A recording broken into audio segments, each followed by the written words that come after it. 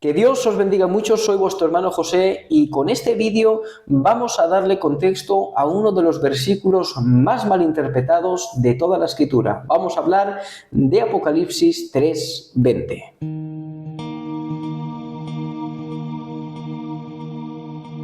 Ese versículo de Apocalipsis 3:20 que dice lo siguiente, y leemos la palabra en el nombre del Padre, del Hijo y del Espíritu Santo. Mira que estoy a la puerta y llamo, y si alguno oye mi voz y abre la puerta, entraré, cenaré con él y él conmigo. Sin duda es uno de los versículos que más se ha utilizado en las campañas evangelísticas. Y estoy seguro que todos hemos escuchado a alguien evangelizando y usar este versículo, dando la sensación que lo que se insinúa cuando se utiliza evangelizando, como que Cristo está a la puerta del corazón del inconverso, esperando que éste le abra la puerta de su corazón para Cristo entrar. Pero cuando analizamos este texto nos vamos a dar cuenta que realmente no está diciendo eso y realmente está bastante lejos de decir eso. Por eso vamos a analizar el texto en su contexto y vamos a ver qué es lo que dice. Porque debemos entender que este texto de Apocalipsis 3:20 forma parte de la carta de nuestro Señor Jesucristo a la iglesia de Laodicea, que está en el capítulo 3 de Apocalipsis, y va desde el versículo 14 hasta el versículo 22. Y esta carta a la iglesia de Laodicea forma parte de una serie de 7 cartas de nuestro Señor Jesucristo a 7 iglesias de Asia Menor. Y lo que hace esta carta a la iglesia de Laodicea tan particular es que es la única de las 7 iglesias a las que no tiene nada bueno que decir Cristo. A las otras 6 siempre tiene algo bueno que decirles, de unas más, de otras menos, de otras muy poquito, pero siempre tiene algo bueno que decir de ellas. Sin embargo, a esta iglesia de Laodicea no tiene nada bueno que decirle, todo lo que le dice es malo. Es más, leemos versículos 15, 16 y 17. Conozco tus obras, sé que no eres frío ni caliente, ojalá fueras lo uno o lo otro. Por tanto, como no eres frío ni caliente, sino tibio, estoy por vomitarte de mi boca. Dice, soy rico, me he enriquecido y no me hace falta nada, pero no te das cuenta de que el infeliz, miserable, pobre, ciego y desnudo eres tú. O sea, son palabras muy duras de nuestro Señor Jesucristo a esta iglesia, que expresaba la realidad que esta iglesia estaba viviendo, que era una iglesia que estaba viviendo muy alejada de la voluntad de Dios. Debemos entender lo de los versículos 15 y 16, que también se ha predicado muchísimo de eso, el no eres frío ni caliente sino tibio, porque esto es una tipificación de una cosa que pasaba dentro de esta ciudad. Porque la ciudad de Laodicea no tenía agua propia, sino que la recibía por medio de acueductos. Acueductos que traían aguas termales desde Heriápolis y aguas frías desde Colosas para consumo, para poder beberlas. Y claro, ¿qué es lo que pasaba? Que cuando esta agua hacía ese recorrido por los acueductos y quería llegar hasta la ciudad de Laodicea, las aguas se habían convertido en tibias. Por tanto, ni servían para los baños termales, ni tampoco servían para beber. Es más, cuando las bebían, esas aguas provocaban náuseas. De ahí esa expresión de te vomitaré de mi boca. ¿Qué es lo que pasaba? Que esa agua era inservible. O sea, lo que Cristo le está diciendo a esta iglesia es que se había vuelto inservible. Ya no servía para nada. Era una iglesia que había dejado de hacer la voluntad de Dios.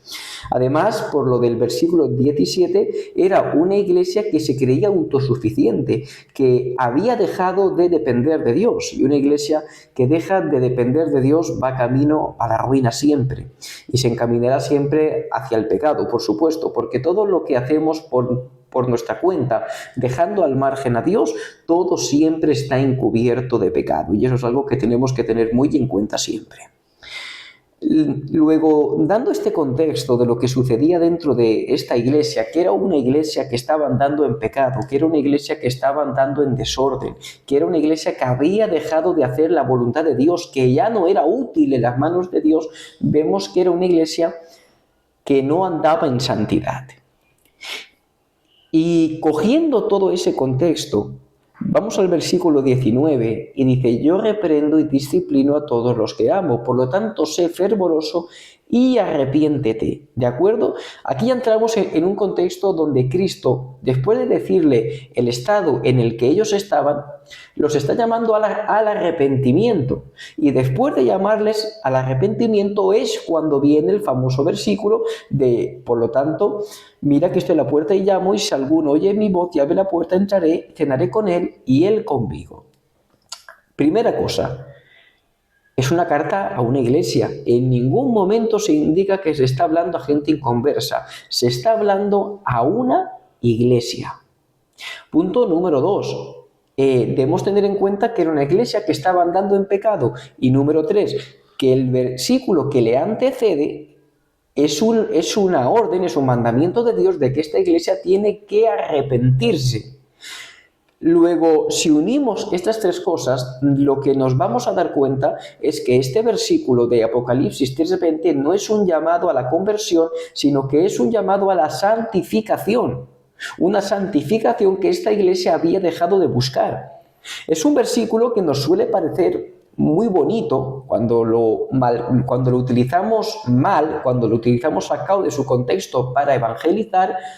Nos suena muy bonito. Cristo está a las puertas del corazón de los pecadores esperando que lo acepten en sus vidas. Y suena bonito, pero este versículo encierra una verdad muy triste. Y es que esta iglesia, a causa de su mal vivir, a causa de su mal caminar, habían dejado a Cristo fuera de la iglesia. Cristo estaba en la puerta precisamente porque no estaba dentro, porque el sitio donde Cristo tiene que estar es dentro de la iglesia, porque Cristo es quien debe gobernar la iglesia, y esta iglesia se había vuelto tan independiente de Dios que habían dejado a Cristo fuera, y esto es algo muy triste. Por tanto, debemos entender que Apocalipsis 3:20 es una llamada a la santificación, a volver a dejar que Cristo gobierne nuestras iglesias, pero también de forma particular en nuestras vidas, porque es totalmente aplicable. Cristo, cuando andamos en desorden, y esto es para creyentes, cuando nos descuidamos, cuando por cualquier motivo dejamos de buscar las cosas de Dios, estamos dejando a Cristo fuera de nuestra vida. Y Cristo debe ser el rey de nuestra vida. Y lo mismo sucede con las iglesias. Una iglesia que se cree autosuficiente porque tiene buenos músicos, porque tiene buenos predicadores, porque tiene mucha membresía y que se cree que con eso sobra y deja de depender del favor de Dios, es una iglesia que está dejando a Cristo en la puerta. Así que, hermanos, hermanas, no permitamos que eso nos pase ni en nuestras vidas ni en nuestras iglesias. Que Cristo no esté en la puerta, que Cristo esté dentro y que Cristo lo gobierne absolutamente todo. Que Dios os bendiga mucho.